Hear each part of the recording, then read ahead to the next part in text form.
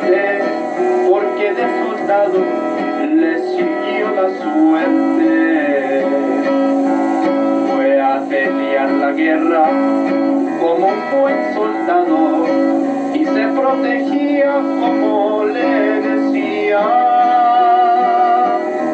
Pero en su destino ya estaba escrito que allí se oyera su último grito.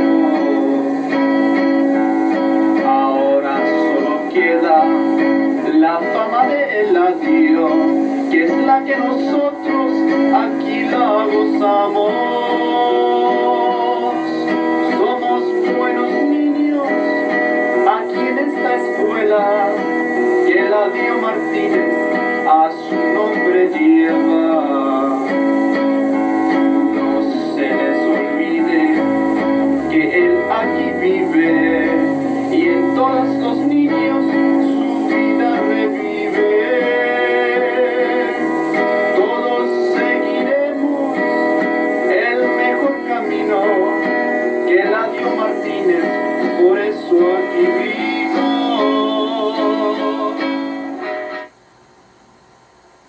My father was from San Felipe, and also my mother. Both of them were from San Felipe, Guanajuato. My father came from a ranch that his parents had, and my mother came from a family where her parents were, well, her father was a blacksmith in San Felipe. And whenever my father left for this country, he asked his parents to get married, and I guess in a way back then, like they do now, you have to go through the Catholic rights to have a certain amount of time to get married, and he wanted to hurry up and come home, so he asked her to marry him, and they got married and then came on straight on over to Dallas. I think he arrived in Dallas in just before or during the World War I, 1918, 1919, somewhere around there. The Martinez family consisted of Eladio Martinez, Feliberto Martinez, Felicitas Martinez, and Enrique Martinez. There were 4 of us children, and all of us went to Eagle Ford School when we were young. Well, after when we finished Eagle Ford School, we went to Dallas Technical High. The name was Dallas Technical High at the time that Eladio Martinez went, and also myself and my sister and my brother. I think the name was changed in 42 or 3, somewhere around there. Pues cuando estábamos chicos, jugábamos las canicas, jugábamos pelota, íbamos a pescar. When we were small, we played marbles, baseball, and we went fishing. Daddy was a good shooter. Anytime he'd see a rabbit jump, he'd bag it, or chase it and shoot it.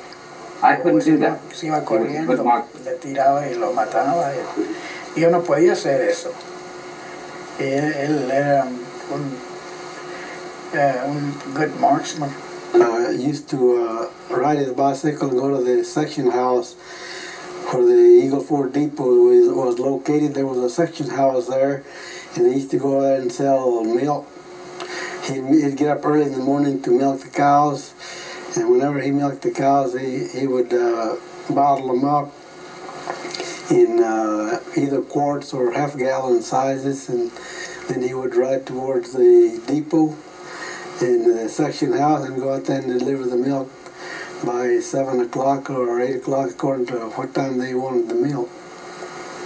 And he used to ride it to go to school also. On account he wanted to take ROTC. He had studied ROTC when he was in Tech, and he had to stay after school. Most of his studies in sports or ROTC, I had to stay over 1 hour, and I had to ride the bus, and he came on the bike whenever he stayed over the hour to study whatever he wanted to do. Now, our district was Sunset. We were supposed to go to Sunset, but we couldn't go to Sunset. We don't have no transportation. And there was only one bus back then that left Eagle Ford and went towards downtown. And it had 7 o'clock. I think it's 7 o'clock, or we had to be there at least a quarter to 7 to make sure we would ride that bus. And we got to catch it at exactly no later than 4:15 to ride it back. So the bus driver, he was pretty well like, I guess they are today. They're trying to keep a schedule, and they go according to those schedules. And I couldn't. I wanted to take sports and things like that, but I couldn't afford it because my brother was the only one that had a bike, and I tried to get the bike off him, and he wouldn't let me have it. And so I just never did take no extra sports or ROTC. I did start on it, but I never did finish it. I just took part of it, and then I just helped in the office during the last period, and that's it. O sea, mi hermano Eladio, él era muy serio. Y él My brother Eladio was very serious. He always advised us on what was best. He watched over us. The three of us were always together. That's why I missed him greatly when he went off to war. I remember getting up early that morning. He gathered his personal belongings. We were greatly saddened by this. Y por eso yo le echo mucho menos cuando se fue a la guerra.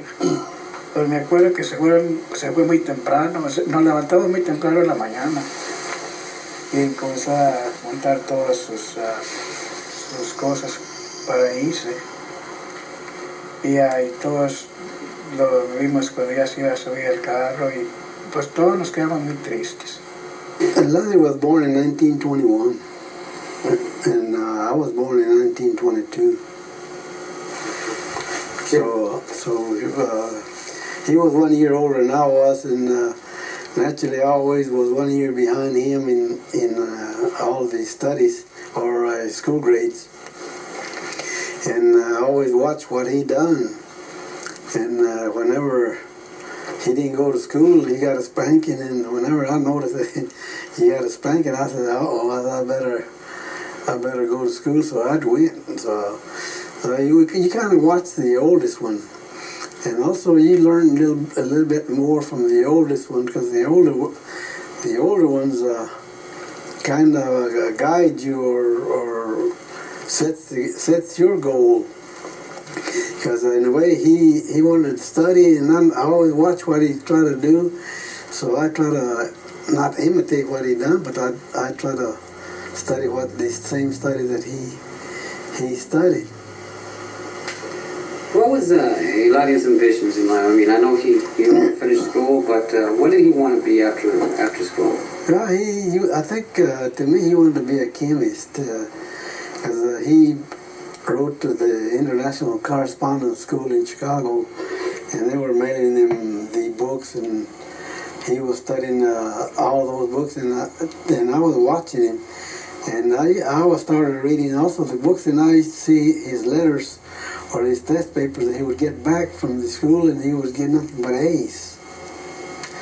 So I try to do the same thing, and whenever I graduated on my senior year, I was prepared for my chemistry 1 and chemistry 2, because I made good grades on my chemistry, physics and chemistry both.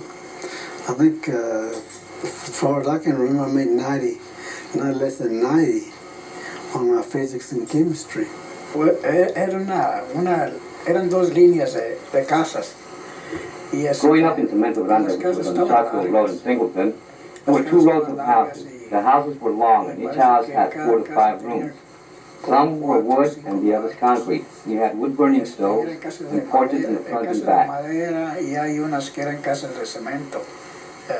Tenían cemento afuera, en la pared. Y tienen estufa de leña.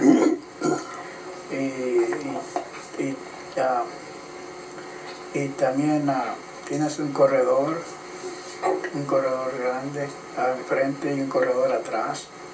Well, my mother, she used to help us with our lessons, even though she didn't know English.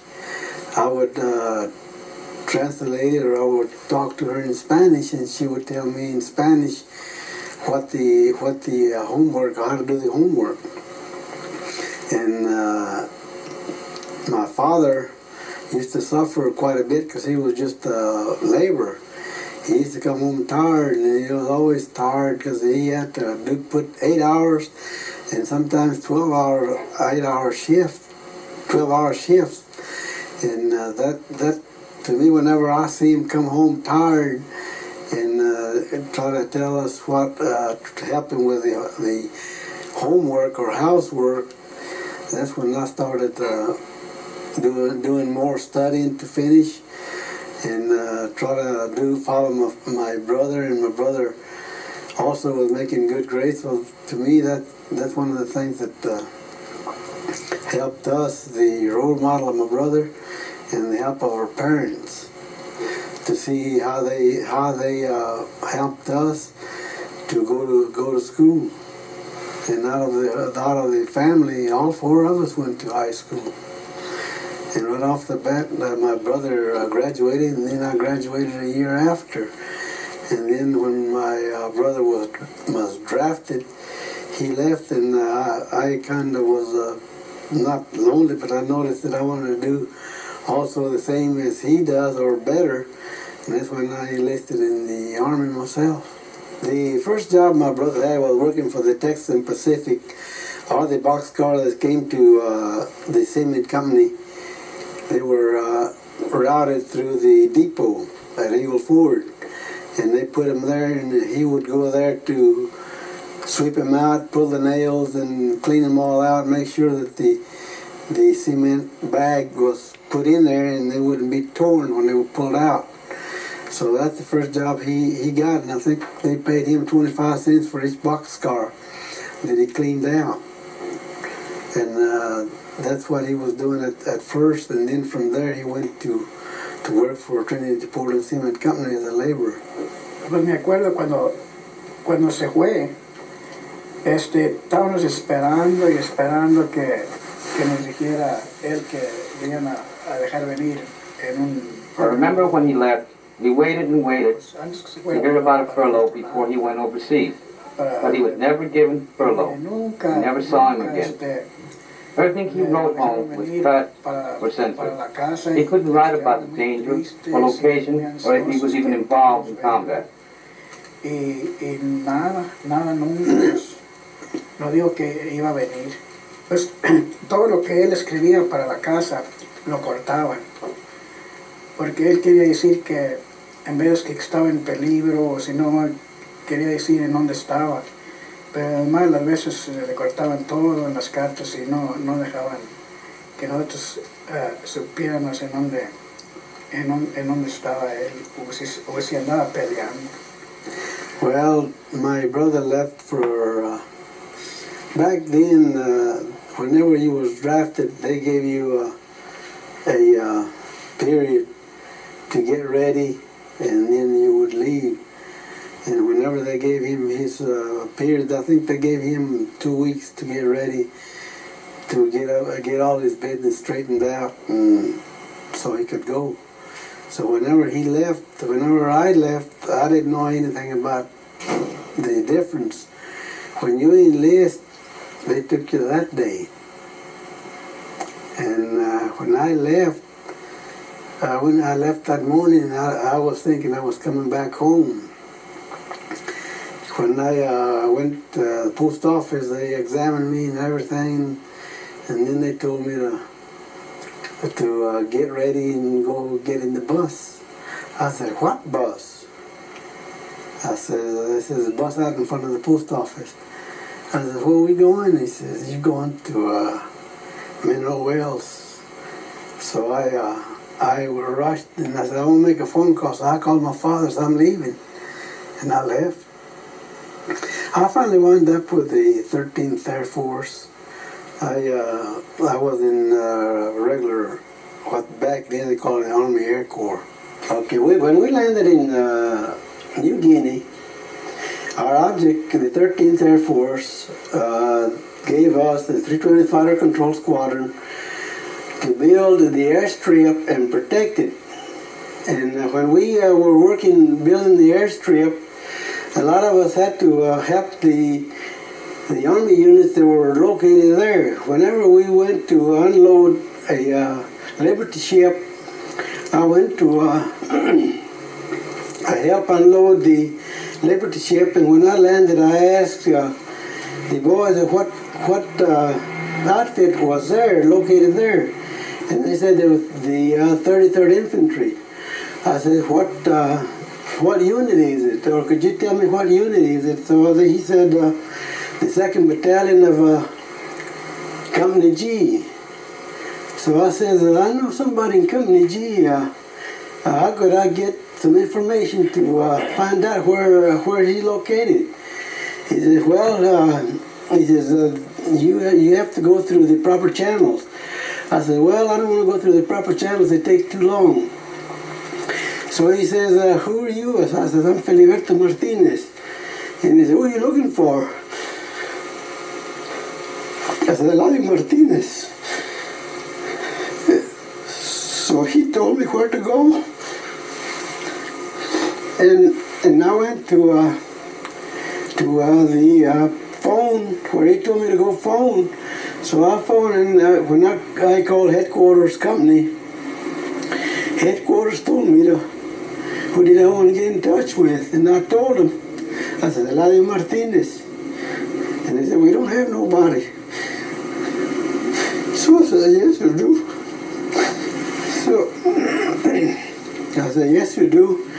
So I said, well, go wait on the beach and see, and we'll try to find out. So went out there on the beach, and I was sitting down on the beach, and all of a sudden, I saw a young man come out, and he says, hey, don't you know me?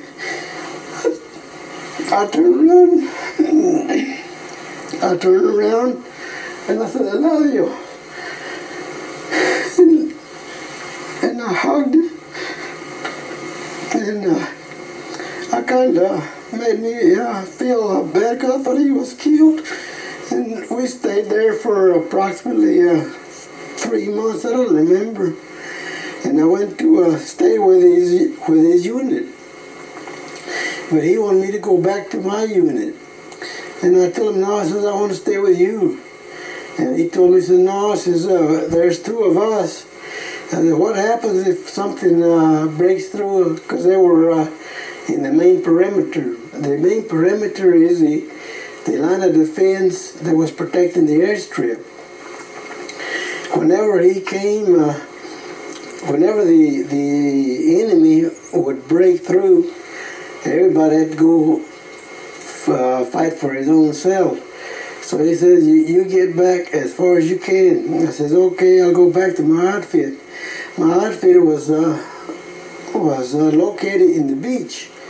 We had our camp in the beach, and they were about I would say about a mile and a half from the beach. So I went back to my camp. So what we would do, we would go back and forth. One day he would visit me, and the other day I would go visit him. And one of the days that Japanese tried to break through the perimeter, the mortar fire destroyed a bunker or a pillbox. So they call them pillboxes. And one of the boys got wounded and had to be sent back to Hawaii or somewhere. One of the hospitals, I don't know which one of the hospitals he was shipped back to. And he told me, he says, see, what did I tell you? He was the pillbox that was next to the one that was hit was my brother's. He says, see, I'm telling you, he says, stay behind. He says, don't try to don't try to be with us. I said, let us do the fighting. I said, let the infantry got more experience than you have. We had an agreement whenever we met, we made plans to find out different things or beat the censorship. So I told him that always tell me in Spanish or try to tell me back, write me back. I would ask a question, for example, I would say, where you at, are you in Mortai? Because I could ask questions, but they wouldn't cut it out because I was asking a question. And he would write back and he would say, the question you asked was correct, or the question you asked was towards the right, or different things like that. And that way we were communicating each other. And he told some of his buddies to write me in case he ever was hurt or anything ever happened to him. And I told my friends, or the ones that I had more confidence or more would believe that they would write him, I'd give him his address and told them, I said, in case anything ever happened to me, write this man and send him a letter and tell him what happened. And whenever I received his letter from this other soldier, he said, don't look for your brother.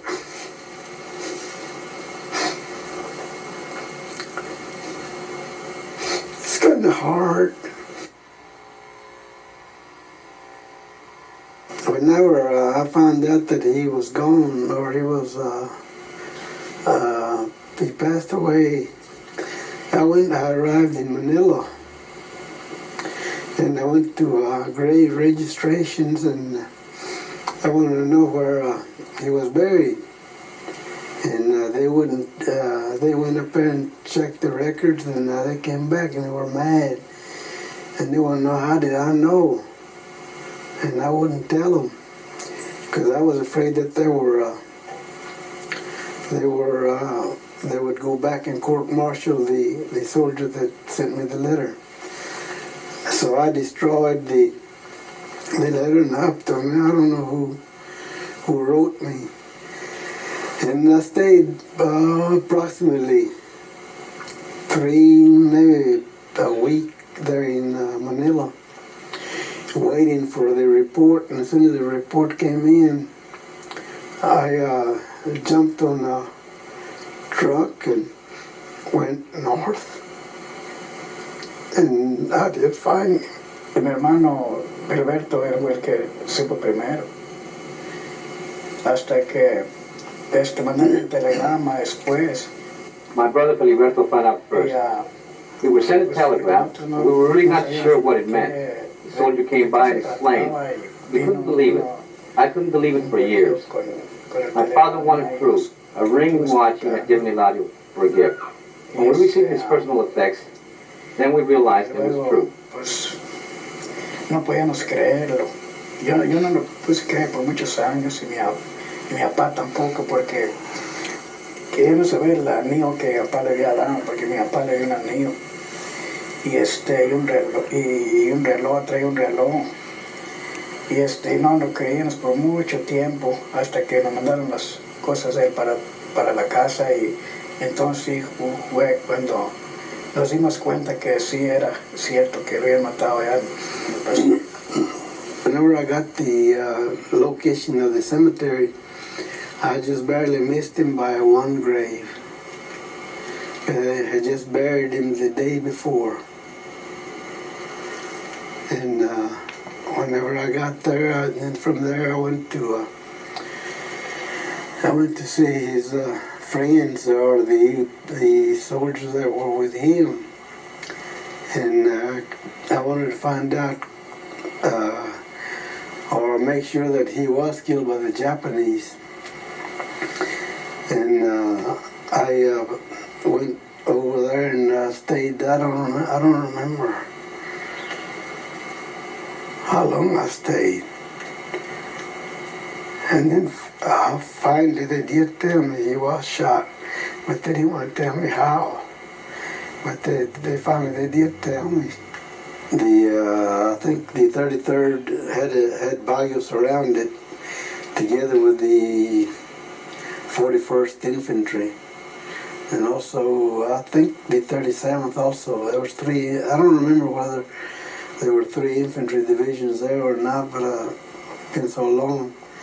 But they captured the city, and then they were just, I would say within a week after his death, probably, the Japanese gave up in the Philippines. And then, according to the infantry reunion that I went to the 33rd Infantry reunion a couple of years ago, and they had a map, and it showed because they were already packed to invade Japan, and we were packed also, but we didn't know where we was going to go. But the 33rd Infantry Division got maps right now that shows the place that they was going to land, and also the 41st Infantry. We worked with the 41st and the 33rd, so I figured we was going to follow both those infantry divisions to invade Japan. And to me, up to this day, I'm glad they dropped the atomic bomb, because I wouldn't be here if they hadn't dropped it. Cuando estábamos trabajando en el proyecto de nombrar la escuela, le avisé a mi hermano y también a mi hijo, Eladio. When we worked on the project of naming the school, I notified my brothers and my son Eladio to help me. The whole family helped and supported me in finishing the race I had started. At that time, we had several hassles. We were always often called back to present ourselves to the school board, time after time, until finally we were informed and notified the school would be named after Eladio. Para presentarnos ahí, y cada rato nos mandaban a hablar y así hasta que ya al final ya dijeron que iban a nombrar la escuela Eladio Martínez. Cuando el last letter that he wrote, dijo que me decía Shorty. En la carta me escribía Shorty. He said, Shorty, he says, have my car ready, shine it up, have it in good shape, because I'm coming home. Digo, go see my Lupe, it was his girlfriend. He said, go see Lupe, see how she's doing. You see, that's what stayed in my head, you know. Se quedó en la cabeza, and I was determined to do something. Me da como coraje. You see, that's what determined for me to do what I did, because I had hate in me for a long time. Me dio coraje a mí, because he never did come back, and el gobierno, you know, he said, el gobierno, he's going to do something one way or the other for my brother. And he says, I'm determined, I'm going to do it. It's going to be something that I'm going to do that the government going to do something for me, for my brother. And that's what happened.